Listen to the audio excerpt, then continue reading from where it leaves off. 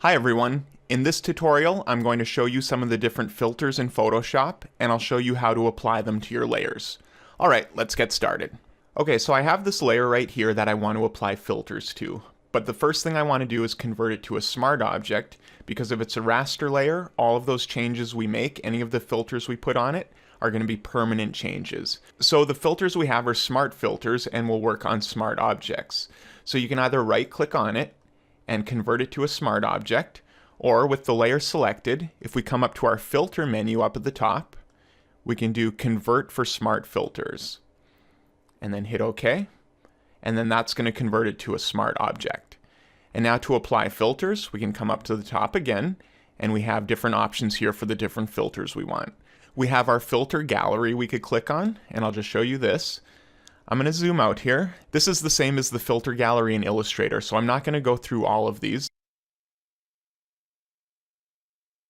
But you have different options for different filters, and you can come through all of these here and try them out. If you plan on using any filters for your movie project, just keep it really subtle. The thing about these filters here is that they really look like a filter when you put it on your image. So if you're going to use these for your poster, just be really subtle about it. I don't want it to look like you've just put on a bunch of Photoshop filters. I'm just going to cancel out of that, and we'll try some different ones. So if we go to filter again, we can go to blur, and we have all of our different blur filters here. I'm just going to throw one on. And then we have the options here to blur it as much as you want. And if your preview's not on, you can just select it right here to turn the preview on. Once you get it somewhere you like, you can just hit OK. And now you can see that creates a smart filter mask with the blur underneath it. And to turn it on and off, you can just hit the icon here. And since this is a mask, we can actually mask out part of this. So if we only wanted to blur the background and keep the foreground here in focus, we can do that like we would normally edit a mask. So I'm going to grab my gradient tool, and it's set to black and white. So I'm just going to throw a gradient down here. And you see now this is in focus and this is more blurred. And we can make that even higher if we want.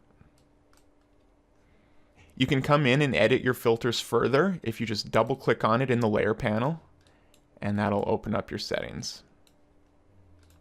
See, now that's just blurring what's in the mask, and everything that we've masked out is in focus. To delete the filter, you can just right click on it, and then you can do delete smart filter, and that's going to delete it. I'll just try a couple other ones here.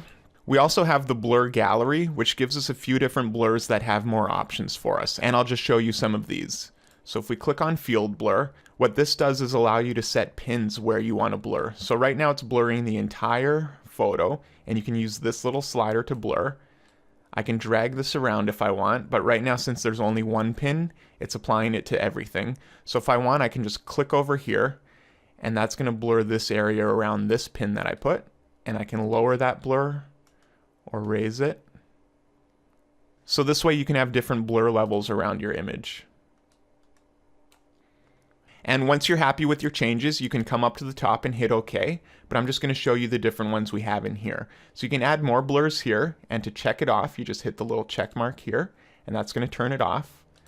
We could go to our iris blur, which is going to blur around this circle, and we have some different options here. We can make it bigger. I'm just going to crank the blur up a bit so you can see the difference. This lets us feather it in a bit more. We can change the shape of the circle if we want. And then again, if you're happy with your changes, you can just hit OK. But I'll just show you the other ones here first. So let's go to our tilt shift. The tilt shift is going to give us this horizontal blur. If I turn that up, you can see the difference.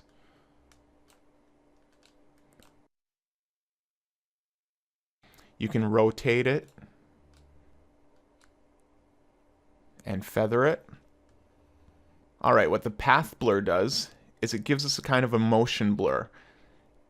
So if I turn the speed up, you get these streaky blurs. And then you can change the angle. So that's the kind of blur you would get if you were moving your camera sideways when you took the picture, you'd get that horizontal blur. Or if something's moving and you want it to look like it's moving really fast in your photo, you can just use this type of blur on it.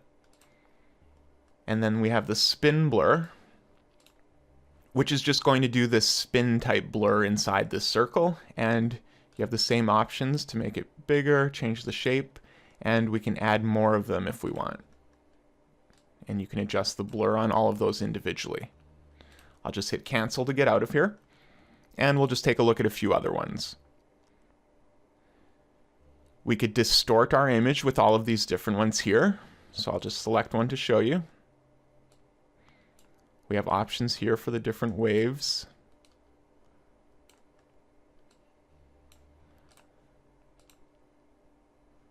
We can do maybe a ripple. And that's going to ripple it. I'll just delete that smart filter and we'll try a different one. We have some ones to pixelate it.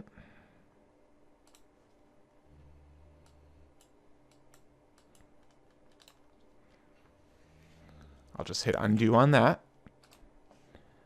I'm not going to go through all of these, but you can take a look at them on your own time and try out the different filters.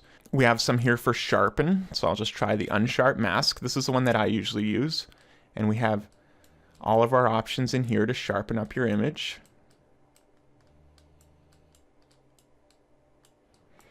I'm going to make it pretty drastic just so you can see the difference. We can also have more than one filter on at a time, so I'm just going to add another one. I'll try render and make a lens flare. So here we can move our lens flare around. We can adjust the brightness of it, and then we can also change the type of lens we're using. So I'm going to move that kind of where I think the sun should be, turn up the brightness a bit, and hit OK. And now that gave us a nice lens flare. So now we have two filters on this layer, and if you want, you can turn them on and off separately. And just like with the layer styles effects, we have this little icon here that's just showing us that we have filters on it. So if we want to collapse that, we can hit that little arrow there, and then you can just reopen it like that. And if you want to clear all the filters off at once, we can also just right-click on that icon and do Clear Smart Filters. So sometimes in my feedback, I'll ask you to add some foreground elements that can be right in front of the camera, kind of just bleeding off to the side and out of focus. And that just helps to frame your composition a little bit. And I'll just show you how I go about that usually. So I just found this quick image of a branch that I think was created in Illustrator.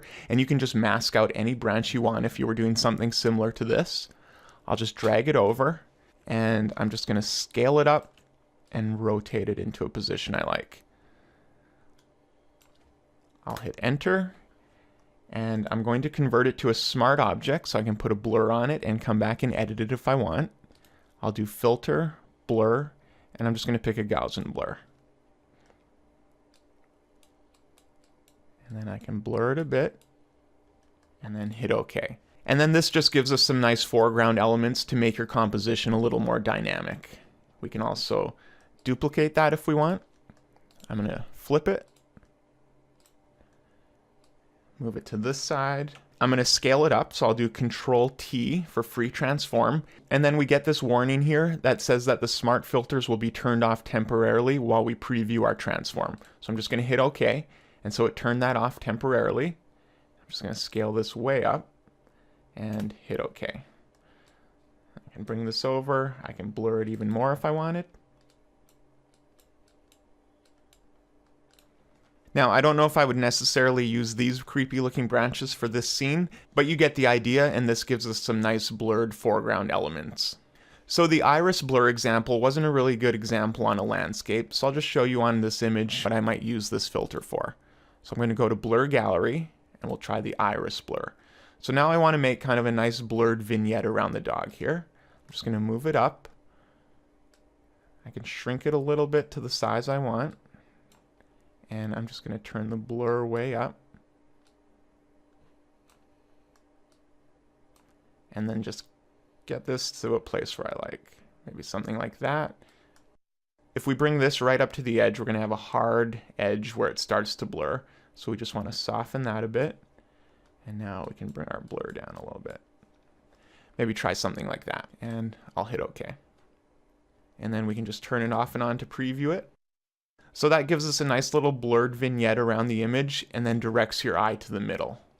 All right, that's going to do it for this tutorial on filters in Photoshop.